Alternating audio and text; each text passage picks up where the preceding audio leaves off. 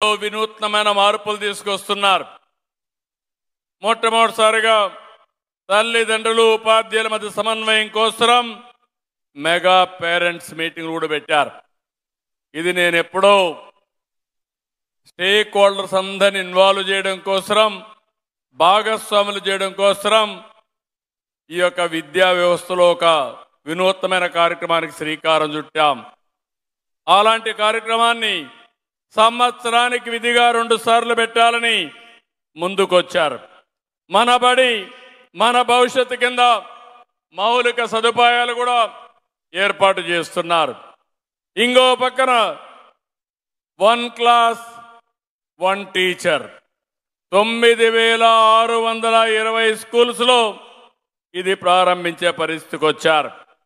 2025 బదిలీ చట్టం తీసుకొచ్చి 72,886 బదిలీలు, 4,477 ప్రమోషన్లు ట్రాన్స్పరెంట్గా చేశారు. ఎక్కడ ఒక్క కంప్లైంట్ లేకుండా బ్రహ్మాండంగా నిర్వహించారు.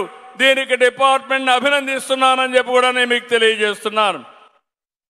ఇది కాకుండా మొన్నే తల్లికి వందనం, ఒకప్పుడు మళ్ళీ బడికనే కార్యక్రమం పెట్టాం. మిమ్మల్ని అందరినీ ఊర్లో తిరిగి పిల్లల్ని తీసుకురమ్మనేవాళ్ళం. కొత్తగా మీరు చూస్తే తల్లికి వందనం 15,000 రూపాయలు. ఎంతమంది పిల్లలుంటే అంతమంది పిల్లలకి ఇస్తామని 100% ఇచ్చాం.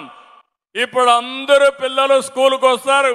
వచ్చిన పిల్లలకి చదువు చెప్పే బాధ్యత మీ పైన ఉందని మరొక్కసారి మీ అందరికీ విజ్ఞప్తి చేస్తున్నాను.